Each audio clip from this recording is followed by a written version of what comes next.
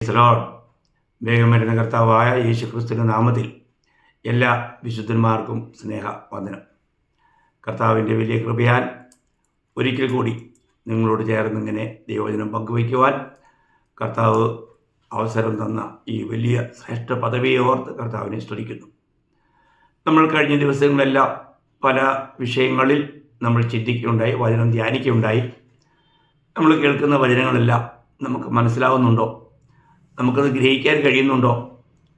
നമുക്കത് നമ്മുടെ ജീവിതത്തിലേക്ക് ഒന്ന് ശോധന ചെയ്യുവാനും, ജീവിതത്തിൽ ഇല്ലാത്ത കാര്യങ്ങളാണെങ്കിൽ അത് ജീവിതത്തിലേക്ക് പകർത്തുവാനും നമുക്ക് കഴിയുന്നുണ്ടോ? നമുക്കറിയാം, കർത്താവ് അനേക ഉപമകൾ പറയുകയുണ്ടായി. അങ്ങനെ ഉപമകളിലൂടെയാണ് അനേക കാര്യങ്ങളും കർത്താവ് ജനത്തെ പഠിപ്പിച്ചത്. അപ്പോൾ മത്തായിയുടെ സുവിശേഷം 13-ാം അധ്യായം അത് സ്വർഗരാജ്യത്തെക്കുറിച്ചുള്ള 7 ഉപമകളുടെ ഒരു നീണ്ട അധ്യായമാണ്.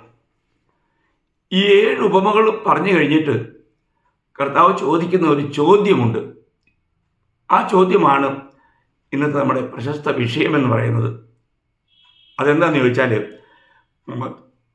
മത്തായിയുടെ സുവിശേഷം 13-ാം അധ്യായം അതിൻ്റെ 51-ാം വാക്യമാണ്. ഇതെല്ലാം ഗ്രഹിച്ചുവോ? ഇതെല്ലാം ഗ്രഹിച്ചുവോ? നോക്കണേ, ഇതെല്ലാം ഗ്രഹിച്ചുവോ? നമ്മളിത് ഗ്രഹിക്കണം. നമ്മൾ കേൾക്കുന്ന കാര്യങ്ങൾ നമുക്ക് ഗ്രഹിക്കാൻ കഴിയുന്നുണ്ടോ?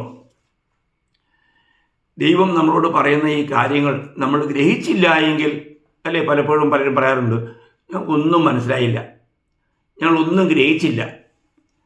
അങ്ങനെയാണെങ്കിൽ അത് കേട്ടതുകൊണ്ട് നമുക്ക് എന്ത് പ്രയോജനം? അപ്പോൾ പലർക്കും ഈ ഗ്രഹിക്കാത്തത് കൊണ്ട് തന്നെ അവർക്ക് ഒരു ഫലവത്തായ ജീവിതം നയിക്കാൻ കഴിയുന്നില്ല. ആത്മീയ സത്യങ്ങൾ നമ്മൾ ഗ്രഹിക്കണം. ദൈവത്തിൻ്റെ ഈ വചനങ്ങളെ ഗ്രഹിക്കുക എന്നുള്ളത് തന്നെ അവിടെ അതിൻ്റെ 13-ാം അധ്യായത്തിൻ്റെ 11-ാം വാക്യത്തിൽ കർത്താവ് പറഞ്ഞു, പിന്നെ സ്വർഗരാജ്യത്തിൻ്റെ മർമ്മങ്ങളെ അറിയുവാൻ നിങ്ങൾക്ക് വരം ലഭിച്ചിരിക്കുന്നു. കണ്ടോ? അപ്പോൾ ഇതൊരു ദൈവത്തിൻ്റെ വലിയൊരു കൃപയാണ്. വരം ലഭിച്ചവർക്ക്, അതിൻ്റെ 19-ാം അധ്യായത്തിൻ്റെ 11-ാം വാക്യത്തിൽ വായിക്കുന്നുണ്ട്, വരം ലഭിച്ചവർക്കല്ലാതെ ഇത് മനസ്സിലാകത്തില്ല. അപ്പോൾ ദൈവത്തിൻ്റെ വചനം ഗ്രഹിക്കുവാൻ തക്കവണ്ണം ദൈവത്തിൻ്റെ വരം ലഭിച്ചവരെ യഥാർത്ഥത്തിൽ ദൈവമക്കൾ, അവർക്ക് ദൈവം ഒരു വലിയ കൃപ കൊടുത്തിട്ടുണ്ട്. നമ്മളൊരു കാര്യം മനസ്സിലാക്കേണ്ടത്, നമ്മൾ ഗ്രഹിച്ചില്ല എങ്കിൽ അതിൻ്റെ വലിയ തീരാനഷ്ടം. നമ്മൾ വചനം കേട്ടിട്ട് നമ്മളത് ഗ്രഹിച്ചില്ല എങ്കിൽ നമുക്ക് നമ്മുടെ ജീവിതത്തിലേക്ക് ഒരിക്കലും നമുക്ക് ആക്കി തീർക്കാൻ കഴിയില്ല.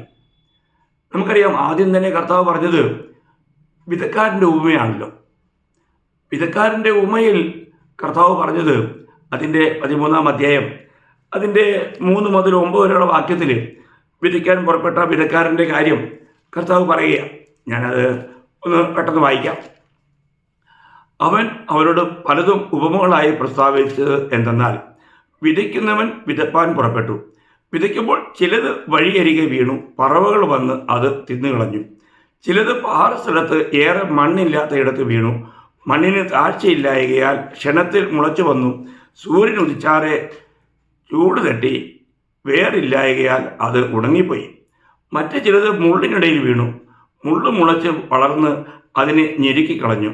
മറ്റു ചിലത് നല്ല നിലത്ത് വീണു, 100, 60, 30 മേനിയായി വിളഞ്ഞു. ചെവിയുള്ളവൻ കേൾക്കട്ടെ.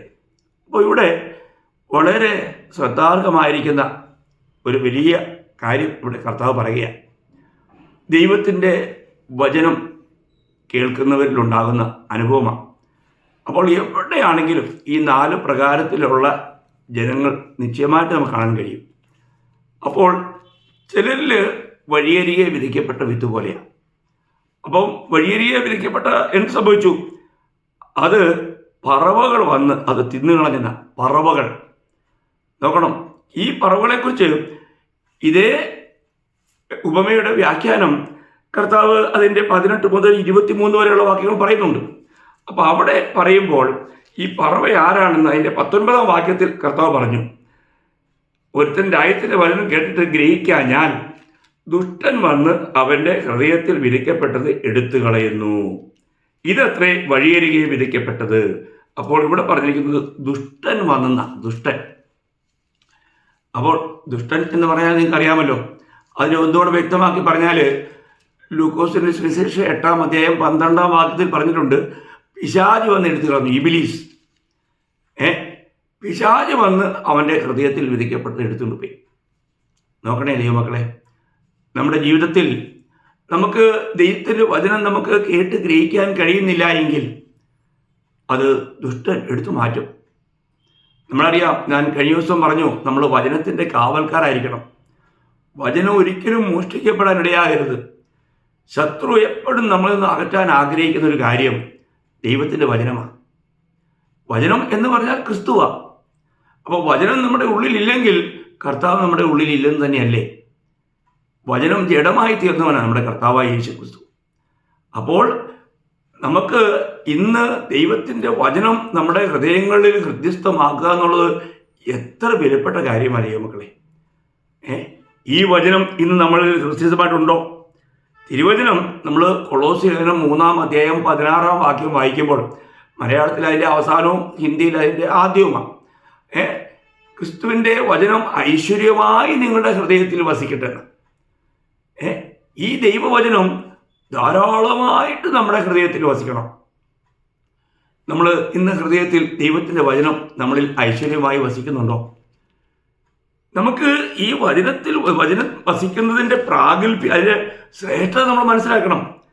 തന്നിൽ വിശ്വസിച്ച യഹൂദന്മാരോട് കർത്താവ് പറഞ്ഞൊരു കാര്യം യോഹന്നാൻ 8:31-32 വാക്യങ്ങൾ വായിക്കുന്നുണ്ട്. തന്നിൽ വിശ്വസിച്ച യഹൂദന്മാരോട് യേശു, എൻ്റെ വചനത്തിൽ നിലനിൽക്കുന്നുവെങ്കിൽ നിങ്ങൾ വാസ്തവമായി എൻ്റെ ശിഷ്യന്മാരായി സത്യം അറിയുകയും സത്യം നിങ്ങളെ സ്വതന്ത്രമാക്കുകയും ചെയ്യും എന്ന് പറഞ്ഞു. അപ്പോൾ നമ്മൾ വചനം നമ്മുടെ ഹൃദയത്തിൽ വസിക്കുക മാത്രമല്ല, നമ്മൾ വചനത്തിൽ നിൽക്കണം. നമ്മൾ വചനത്തിൽ നിൽക്കുന്നുവെങ്കിൽ മാത്രമേ നമുക്ക് സത്യം അറിയാൻ കഴിയൂ. നമുക്ക് സത്യം അറിയാൻ ആഗ്രഹമുണ്ടെങ്കിൽ നമ്മൾ വചനത്തിൽ നിൽക്കുന്നവരായിരിക്കണം. ഈ വചനം നമ്മൾ ഗ്രഹിക്കുന്നവരായിരിക്കണം. തിരുവചനം നമ്മൾ വായിക്കുന്നത് നമ്മൾ വചനത്തിൽ നിൽക്കണം. ഈ വചനം നമ്മൾ ഗ്രഹിക്കരുതെന്നാണ് പിശാചിന്റെ ലക്ഷ്യം. കാരണം ഗ്രഹിക്കാത്തവൻ്റെ ഉള്ളിൽ നിന്ന് എന്ത് ചെയ്യുന്നു? ആ വചനം എടുത്തുകൊണ്ട് പോവുകയാണ്. നമ്മളിപ്പോൾ വായിച്ചില്ലേ അതിൻ്റെ 19-ാം വാക്യം, കേട്ടിട്ട് ഗ്രഹിക്കാഞ്ഞാൽ ദുഷ്ടൻ വന്ന് അവൻ്റെ ഹൃദയത്തിൽ വിധിക്കപ്പെട്ടത് എടുത്തു കളയുന്നു. ഗ്രഹിക്കാഞ്ഞാൽ. അപ്പോൾ പ്രിയമുള്ളവരെ, നമുക്ക് ദൈവത്തിൻ്റെ വചനം കേട്ട് ഗ്രഹിക്കാൻ കഴിയുന്നുണ്ടോ? ഈ വചനം എത്രമാത്രം നമ്മൾ ഗ്രഹിക്കുന്നുണ്ട്, അതിൻ്റെ അടിസ്ഥാനത്തിലാണ് നമ്മൾ ദൈവത്തിന് വേണ്ടി പ്രയോജനപ്പെടുന്നവരായിത്തീരുന്നത്. അപ്പോൾ ഇന്ന് നമുക്ക് ഈ ദൈവത്തിൻ്റെ വചനം അത് നമ്മൾ എത്രയോ വട്ടം കേൾക്കുന്നു. ഈ വചനം നമുക്ക് ഗ്രഹിക്കാൻ കഴിയുന്നുണ്ടോ? ദൈവത്തിൻ്റെ വചനം, ഈ വചനം ആത്മാവും ജീവനുമാണെന്ന് യോഹന്നാൻ 6:63 വായിക്കുന്നുണ്ട്. ഈ വചനം എന്നേക്ക് സ്ഥിരമായ വചനമാണ്. ഈ വചനത്തിൽ നമ്മൾ നിൽക്കണം. ഈ വചനം നമ്മുടെ ഹൃദയത്തിൽ ഇരിക്കണം. അപ്പോൾ അങ്ങനെ നമ്മുടെ ഹൃദയത്തിൽ ഈ വചനം ഇരിപ്പില്ലെങ്കിൽ എന്ത് സംഭവിക്കും? അവിടെ എല്ലാം ഇരുട്ടായിരിക്കും. പിന്നെ ശത്രുവിന് പ്രവർത്തിക്കാനായിട്ട് നമ്മൾ അവസരം കൊടുക്കുക. നമ്മൾ യഥാർത്ഥമായ ഒരു രക്ഷിക്കപ്പെട്ട ദൈവത്തിലാണെങ്കിൽ ആ ദൈവത്തിൻ്റെ ഹൃദയത്തിൽ എത്രമാത്രം ദൈവത്തിൻ്റെ വചനം വസിക്കുവാൻ ആവശ്യമുണ്ട്. നമ്മുടെ ഹൃദയഭിത്തികൾ ദൈവവചനം എഴുതപ്പെട്ടവയായിരിക്കണം. അങ്ങനെയാണ് 2 കൊരിന്ത്യർ 3:3 വായിക്കുന്നത്, നമ്മൾ ക്രിസ്തുവിൻ്റെ പത്രമായി വെളിപ്പെടുന്നത്. നമ്മുടെ ജീവിതത്തിൽ ആയിത്തീരുന്നത് ഈ വചനം നമ്മുടെ ഉള്ളിൽ ഇരിക്കുന്നതിലൂടെയാണ്. അപ്പോൾ ഇവിടെ വായിക്കുന്നത്, ഇത് ഗ്രഹിക്കുന്നവൻ എന്ത് സംഭവിക്കുന്നു? നല്ല നിലത്ത് വീണ വിത്ത് പോലെയാണ്. ഞാൻ എല്ലാ ഉപമകളിലെ ഭാഗവും ഞാൻ എടുത്ത് വ്യാഖ്യാനിക്കുന്നില്ല. ഞാൻ ഒരു കാര്യം പ്രത്യേകം എടുത്ത് വായിക്കാൻ ആഗ്രഹിക്കുന്നത്, ഗ്രഹിക്കാത്തവൻ്റെ നിന്നും കൊണ്ടുപോകും, എന്നാൽ ഗ്രഹിക്കുന്നതിൻ്റെ ഉള്ളിൽ എന്ത് സംഭവിക്കുന്ന പറഞ്ഞേ അതിന് 23-ാം വാക്യം, മത്തായി 13:23.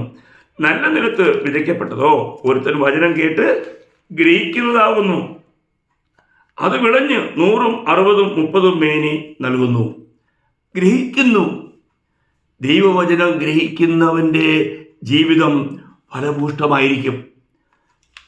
പ്രിയ ദൈവവൈതലേ, നമ്മുടെ ജീവിതത്തിൽ ഇന്ന് യഥാർത്ഥമായി ദൈവം ആഗ്രഹിക്കുന്ന ഒരു ഫലവത്തായ ജീവിതമാണോ നാം നയിക്കുന്നത്? ദൈവവചനത്തിന് മാറ്റമില്ല പ്രിയമുള്ളവരെ. വചനം പറയുന്നത് എപ്പോഴും സത്യമാണ്. അപ്പം നമ്മൾ കേൾക്കുന്ന വചനം ഗ്രഹിക്കുന്നുണ്ടെങ്കിൽ നമ്മളൊരു ഫലവത്തായ ജീവിതം നയിക്കുവാൻ നമുക്ക് കഴിയും. അപ്പോൾ ഇത് ഗ്രഹിക്കുവാൻ നമുക്ക് കഴിയുന്നുണ്ടോ? ഇന്ന് ദൈവത്തിൻ്റെ വചനം ഗ്രഹിക്കുവാൻ തക്കവണ്ണം ദൈവം തൻ്റെ ആത്മാവിനെ നമുക്ക് നൽകിയിട്ടുണ്ട്. ഈ ആത്മാവിലൂടെ നമുക്ക് ഈ വചനങ്ങളെല്ലാം ഗ്രഹിക്കുന്നതിന് യാതൊരു ബുദ്ധിമുട്ടുമില്ല. നമുക്കറിയാം, നമ്മൾ വീണ്ടും ജനിച്ചവരെല്ലാവരും പരിശുദ്ധാത്മാവുള്ളവരാണ്. അവരെക്കുറിച്ച് പറയുമ്പോൾ 1 യോഹന്നാൻ 2:27 പറയുന്നുണ്ട്, അവനാൽ പ്രാപിച്ച അഭിഷേകം നിങ്ങളിൽ വസിക്കുന്നു, ആരും നിങ്ങളെ ഉപദേശിപ്പാൻ ആവശ്യമില്ല.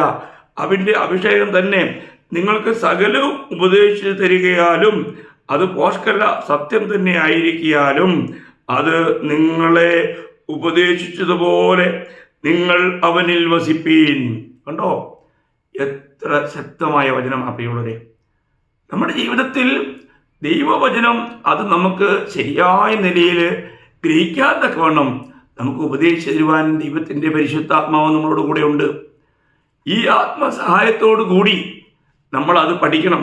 നമുക്ക് ഇരിമ്യാ പ്രവചനം 11-ാം അധ്യായത്തിൻ്റെ 18-ാം വാക്യത്തിൽ നമ്മൾ വായിക്കുന്നത്, അതിൻ്റെ 18-ാം വാക്യം, യഹോവ എനിക്ക് വെളിപ്പെടുത്തിയതിനാൽ ഞാനതറിഞ്ഞു. കണ്ടോ, ദൈവം വെളിപ്പെടുത്തി തരണം, അതായത് സത്യം. ദൈവം അത് ഗ്രഹിക്കുവാനായിട്ടുള്ള കൃപ നമുക്ക് തരണം. ദൈവമാണ് നമ്മൾ അതിനെ ഗ്രഹിപ്പിക്കുന്നത്. അപ്പോൾ ഒരു കാര്യം ഇവിടെ മനസ്സിലാക്കണം, ഒരു യഥാർത്ഥ ഫലമുള്ള ജീവിതമല്ലെങ്കിൽ നമ്മളിലൂടെ ദൈവനാമം മഹത്വപ്പെടുന്നില്ല. നമ്മൾ യോഹന്നാന്റെ സുവിശേഷം 15-ാം അധ്യായം അതിൻ്റെ 8-ാം വാക്യം വായിക്കുമ്പോൾ 15-8 അവിടെ വായിക്കുന്നത് എന്താണ്? നിങ്ങൾ ഫലം വളരെ കായ്ക്കുന്നതിനാൽ എൻ്റെ പിതാവ് മഹത്വപ്പെടുന്നു, അങ്ങനെ നിങ്ങൾ എൻ്റെ ശിഷ്യന്മാർ ആകും. കണ്ടോ, അപ്പോൾ ഈ ദൈവത്തെ ഫലം ഗ്രഹിക്കുന്നവരിൽ ഫലമുണ്ടാകും. ഫലമുണ്ടാകുന്നവരുടെ മാത്രമാണ് പിതാവിന് മഹത്വമുണ്ടാകുന്നത്. അപ്പം നമ്മൾ ദൈവത്തിൻ്റെ മഹത്വത്തിന് വേണ്ടി സൃഷ്ടിക്കപ്പെട്ടവരാണ്. അപ്പോൾ നമ്മൾ ദൈവവചനം കേട്ട് അത് ഗ്രഹിച്ചാൽ ഒരു ഫലവത്തായ ജീവിതം നമുക്ക് നയിക്കാൻ കഴിയും. ഇന്ന് അനേക വിശുദ്ധന്മാരുടെ പ്രാർത്ഥനാ ജീവിതം പോലും ഉണങ്ങി വരികയാണ്. കാരണം അവർ പ്രാർത്ഥിച്ചിട്ടൊന്നും കേൾക്കുന്നില്ല. അവർക്ക് യാതൊരു സംതൃപ്തിയില്ല, സന്തോഷമില്ല. എങ്ങനെയാണ് കേൾക്കുന്ന പ്രിയമുള്ളവരെ? ദൈവം തന്ന വചനത്തിന് നിങ്ങളിൽ സ്ഥാനമുണ്ടോ? അതേ യോഹന്നാൻ 15:7 നിങ്ങളൊന്ന് ശ്രദ്ധിച്ചേ. എത്ര വിലപ്പെട്ട വാക്യമാണ്. നിങ്ങളിൽ ഈ ദൈവത്തിൻ്റെ വചനത്തിന് സ്ഥാനമുണ്ടെങ്കിൽ നിങ്ങളുടെ പ്രാർത്ഥന ഒരിക്കലും തള്ളപ്പെടുകയില്ല പ്രിയമുള്ളവരെ, കേൾക്കാതിരിക്കുകയില്ല. അത് നിശ്ചയമായിട്ടും അവിടെ വായിക്കുന്നത് എന്താ? 15:7 യോഹന്നാൻ 15:7 നിങ്ങൾ എന്നിലും എൻ്റെ വചനം നിങ്ങളിലും വസിച്ചാൽ നിങ്ങൾ ഇച്ഛിക്കുന്നത് എന്തെങ്കിലും അപേക്ഷിപ്പിൻ, അത് നിങ്ങൾക്ക് കിട്ടും. നിങ്ങൾ പ്രാർത്ഥിക്കുക. ആർക്കാ കിട്ടുന്നേ? ഈ ദൈവത്തിൻ്റെ വചനം അത് ഗ്രഹിക്കുന്നവർക്കാണ്, അതിനെ ശരിയായി മനസ്സിലാക്കി അതിൽ നിൽക്കുന്നവർക്കാണ്. അപ്പോൾ ഇന്ന് നമുക്ക് ഈ ദൈവത്തിൻ്റെ വചനം ഗ്രഹിക്കാൻ കഴിയുന്നുണ്ടോ? ഈ വചനത്തിൽ നമുക്ക് നിൽക്കാൻ കഴിയുന്നുണ്ടോ? ഈ വചനത്തെ നമുക്ക് പ്രായോഗികമാക്കുവാൻ കഴിയുന്നുണ്ടോ? ഇത് വലിയൊരു ചോദ്യം. ഒരു ഫലവത്തായ ജീവിതം ദൈവം നമ്മളിൽ ആഗ്രഹിക്കുന്നു. അപ്പോൾ ഇന്ന് പലർക്കും വചനം വായിച്ചിട്ടുള്ള അറിവുണ്ട്, അറിവ് ചീർപ്പിക്കുന്നു എന്നാണ്. അറിവ് ചീർപ്പിക്കുന്നു, സ്നേഹമാണ് ആത്മീയവർദ്ധന വരുത്തുന്നത്. നമുക്ക് യഥാർത്ഥമായിട്ടും നമ്മൾ കർത്താവിൻ്റെ വചനത്തെ ആത്മാവിൽ ഗ്രഹിച്ചാൽ ദൈവം ആഗ്രഹിക്കുന്നതായ ഗുണവിശേഷം നമ്മളിലുണ്ടാകും. ദൈവം ആഗ്രഹിക്കുന്നതായിരിക്കുന്ന പ്രവൃത്തികൾ നമ്മളിൽ നടക്കും. അതിനൊരു നല്ല ഉദാഹരണം ഞാനൊരു സംഭവം ബൈബിളിൽ നിന്ന് തന്നെ പറയാം. നമുക്കറിയാം, ഷണ്ണൻ, എത്യോപ്യ രാജാവിൻ്റെ ധനകാരമന്ത്രിയായ ഷണ്ണൻ യെരൂശലേമിൽ ദേവാലയത്തിൽ അവിടെ നമസ്കരിക്കാൻ വന്നിട്ട് തിരികെ പോയപ്പോൾ യെശയ്യാവിൻ്റെ ഒരു ചുരുളൊക്കെ മേടിച്ച് രഥത്തിലിരുന്നത് വായിച്ചുകൊണ്ടിരിക്കുക. അങ്ങനെ വായിക്കുമ്പോൾ തനിക്ക് വായിക്കാൻ അറിയാം, കാരണം താൻ വിദ്യാഭ്യാസമുള്ള ആളാണ്, വായിക്കാം. എന്നാൽ അത് വായിച്ചിങ്ങനെ ഉറക്കെ വായിക്കുക. അപ്പം ഇങ്ങനെ ഉറക്കെ വായിച്ച് പോകുമ്പോൾ ദൈവം ഫിലിപ്പോസിനോട് പറഞ്ഞു, ആ രഥത്തോട് നീ ചേർന്ന് നടക്കുക. അപ്പോൾ താൻ ഓടി ചെല്ലുമ്പോൾ താൻ ഇങ്ങനെ യെശയ്യാ പ്രവാചകന്റെ പുസ്തകം നല്ല ഉറക്കെ വായിക്കുക. ഉടനെ ഫിലിപ്പോസ് ഒരു ചോദ്യം ചോദിച്ചു. അത് അതിൻ്റെ 30-ാം വാക്യം, 8-ന്റെ അപ്പോസ്തല പ്രവൃത്തി 8-ന്റെ 30-ാം വാക്യമാണ്. ഫിലിപ്പോസ് ഓടി ചെല്ലുമ്പോൾ യെശയ്യാ പ്രവാചകന്റെ പുസ്തകം വായിക്കുന്നത് കേട്ടു. നീ വായിക്കുന്നത് ഗ്രഹിക്കുന്നുവോ എന്ന് ചോദിച്ചു. ഉണ്ടോ? നീ വായിക്കുന്നത് ഗ്രഹിക്കുന്നുവോ? അതാണ് ഇന്ന് നമ്മൾ ദൈവവചനം കേട്ട് കഴിയുമ്പോഴത്തേക്ക് ആൾക്കാർ ചോദിക്കണം, നിങ്ങൾക്ക് ഇന്നത്തെ സന്ദേശം ഗ്രഹിക്കാൻ കഴിഞ്ഞോ? അതൊരു നല്ല ചോദ്യമായിരിക്കും എനിക്ക് തോന്നുന്നത്. ഇന്ന് പലരും സന്ദേശമൊക്കെ കേൾക്കുന്നെങ്കിലും അല്ല വചനം വായിക്കുന്നെങ്കിലും പലരും കാര്യം ഗ്രഹിക്കുന്നില്ല. അപ്പം ഇവിടെ ഷണൻ പറഞ്ഞു, അയ്യോ ഇതാരെങ്കിലും ഒന്ന് പറഞ്ഞു തന്നില്ല, എങ്ങനെയാ ഗ്രഹിക്കുന്നേ? എന്നാ സഹോദരൻ ഒന്ന് എന്നോട് ഇരുന്നൊന്ന് പറഞ്ഞുതരാമോ? കൂടെ ഇരുന്നു പറഞ്ഞു കൊടുത്തു, ഗ്രഹിച്ചു, അതിൻ്റെ പൊരുൾ തിരിച്ചു കൊടുത്തു. യേശുക്രിസ്തുവിനെ കുറിച്ചുള്ള യഥാർത്ഥമായ വിശേഷം ആ ഭാഗത്തെ ഉദ്ധരിച്ചുകൊണ്ട് ഫിലിപ്പോസ് ഷണ്ണനോട് പറഞ്ഞപ്പോൾ ഷണ്ണൻ പറയുകയാണ്, അയ്യോ ഇതാ അവിടെ വെള്ളമുണ്ട്, എനിക്ക് സ്നാനമേൽക്കണം. ഉടനെ ഫിലിപ്പോസ് പറയുകയാണ്, നീ പൂർണ്ണ ഹൃദയത്തോടെ വിശ്വസിക്കുന്നുവെങ്കിലാകാം. ഉടനെ ഷണ്ണൻ ഏറ്റു പറഞ്ഞു, കർത്താവായ യേശു ക്രിസ്തു ദൈവപുത്രനെന്ന് ഞാൻ പൂർണ്ണ ഹൃദയത്തോടെ വിശ്വസിക്കുന്നു. നോക്കണം, നിങ്ങൾ ആ ഭാഗം അതിൻ്റെ 35 മുതൽ 38 വരെയുള്ള വാക്യം വായിക്കുമ്പോൾ നിങ്ങൾക്ക് ഇതൊക്കെ കാണാമല്ലോ. നമ്മൾ ശ്രദ്ധിക്കണം, ഫലമുണ്ടായി. നമ്മളൊരു വചനം നമുക്ക് ഗ്രഹിപ്പിച്ചു കൊടുക്കുവാൻ കഴിഞ്ഞാൽ ഫലമുണ്ടാകും പ്രിയമുള്ളവരെ. ഇതാണ് ശരിയായ ഒരു ശുശ്രൂഷ. നമുക്ക് മറ്റുള്ളവരോട് ദൈവത്തിൻ്റെ വചനം ഗ്രഹിപ്പിച്ചു കൊടുക്കുവാനായിട്ട് നമുക്ക് കഴിയണം. അപ്പോൾ ഈ വചനം നമുക്ക് ശരിക്കും വേണ്ടുവണ്ണം ഗ്രഹിപ്പിക്കുവാൻ കഴിയുന്നുണ്ട്. നമ്മൾ ഗ്രഹിച്ചെങ്കിലല്ലേ നമുക്ക് ഗ്രഹിപ്പിക്കാൻ കഴിയൂ. ഇന്ന് എത്രയോ രീതിയിൽ അല്ലേ ആ ജനങ്ങൾ ഈ വചനം അത് ഗ്രഹിക്കുന്നില്ല. പൗലോസ്ലീഹ തിമോഥെയോസിനോട് പറയുമ്പോഴത്തേക്ക് പറയുന്ന വളരെ വിലപ്പെട്ടൊരു കാര്യം ഞാൻ നിങ്ങളുടെ ശ്രദ്ധയിൽപ്പെടുത്താം. ഏതൊരു രക്ഷിക്കപ്പെട്ട ദൈവവചനം അല്ല ദൈവവചനം പഠിപ്പിക്കുന്നവർ ഗ്രഹിപ്പിക്കുന്ന കാര്യത്തിൽ അവർക്ക് വളരെയധികം ഉത്സാഹമുണ്ടായിരിക്കണം. ഇവിടെ 1 തിമോത്തി 4-ാം അധ്യായം 6-ാം വാക്യം, ഇത് സഹോദരന്മാരെ ഗ്രഹിപ്പിച്ചാൽ നീ അനുസരിച്ച വിശ്വാസത്തിൻ്റെയും സതുപദേശത്തിൻ്റെയും വചനത്താൽ പോഷണം ലഭിച്ച് ക്രിസ്തുയേശുവിന് നല്ല ശുശ്രൂഷകനാകും. അപ്പോൾ ക്രിസ്തുയേശുവിൻ്റെ ഒരു നല്ല ശുശ്രൂഷകൻ ആരായിരിക്കണം? ദൈവവചനത്തെ മറ്റുള്ളവർക്ക് ഉപദേശിച്ച് ഗ്രഹിപ്പിക്കുന്നവനായിരിക്കണം. അത് വളരെ വിലപ്പെട്ട ഒരു വലിയ അധ്വാനം തന്നെയാണ് പ്രിയമുള്ളവരെ. അത് വളരെ ശ്രമകരമായൊരു കാര്യം തന്നെയാണ്.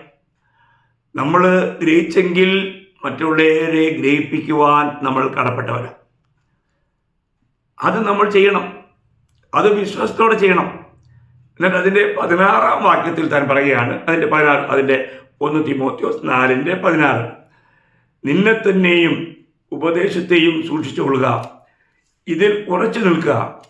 അങ്ങനെ ചെയ്താൽ നീ നിന്നെയും നിന്റെ പ്രസംഗം കേൾക്കുന്നവരെയും രക്ഷിക്കും. ഉണ്ടോ?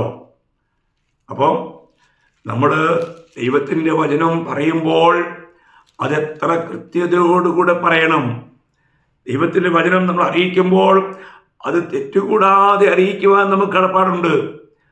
ശരിയായിരിക്കുന്ന ആ രീതിയിൽ പറയണം.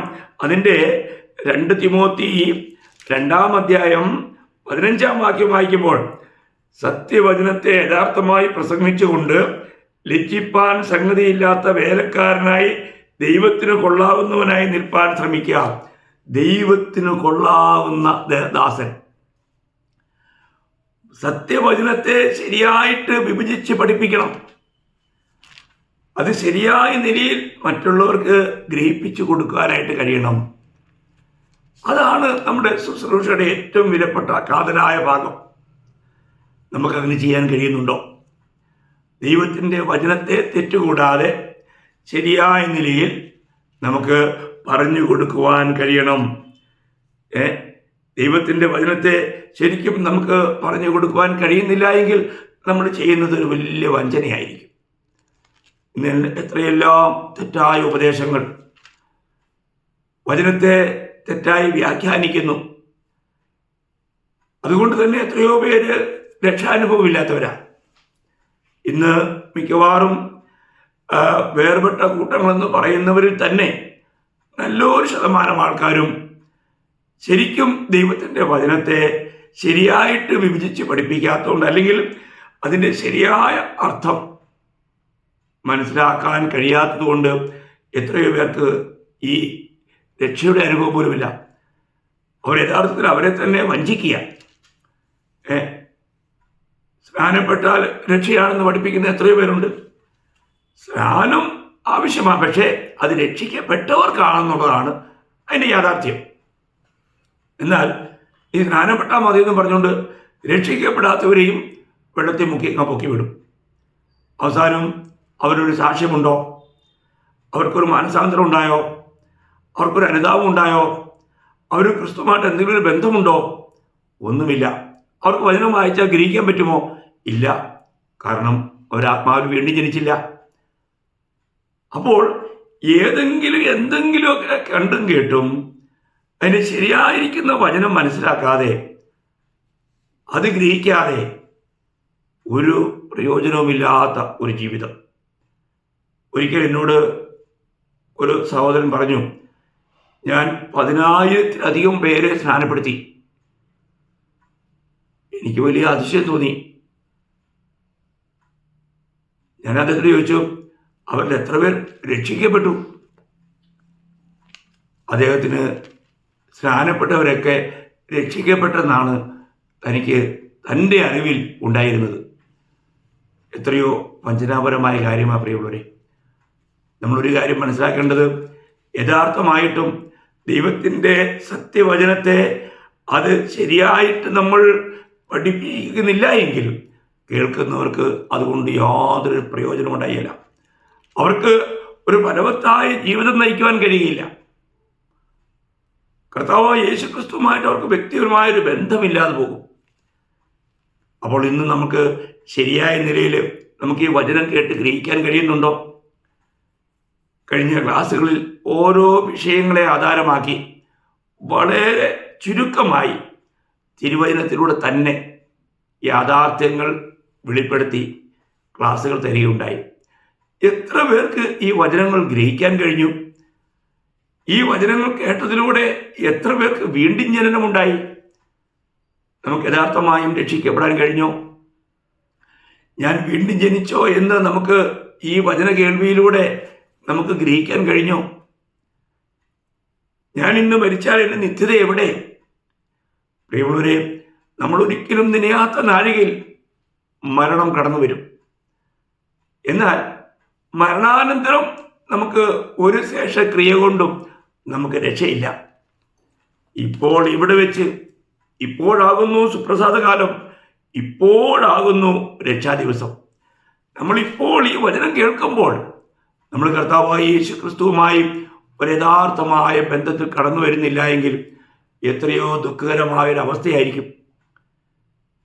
അപ്പം അതുകൊണ്ട് ഇന്ന് നമ്മുടെ ജീവിതത്തിൽ നമ്മൾ പഠിക്കേണ്ടത്, നമുക്കറിയാം, നിക്കോദമോസ് എന്ന് പറയുന്ന ഉപദേഷ്ടാവിനോട് കർത്താവ് പറഞ്ഞപ്പോൾ തനിക്ക് കർത്താവ് പറഞ്ഞ ആ ഉപദേശങ്ങളൊന്നും മനസ്സിലാക്കാൻ കഴിഞ്ഞില്ല.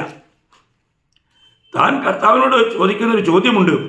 വീണ്ടും ജനനത്തെക്കുറിച്ച് പറയുമ്പോൾ യോഹന്നാൻ 3:3-5 വരെ, ആമേൻ ആമേൻ ഞാൻ നിന്നോട് പറയുന്നു, പുതുതായി ജനിച്ചില്ല എങ്കിൽ ദൈവരാജ്യം കാണുവാൻ ആർക്കും കഴിയില്ല എന്ന് ഉത്തരം പറഞ്ഞു.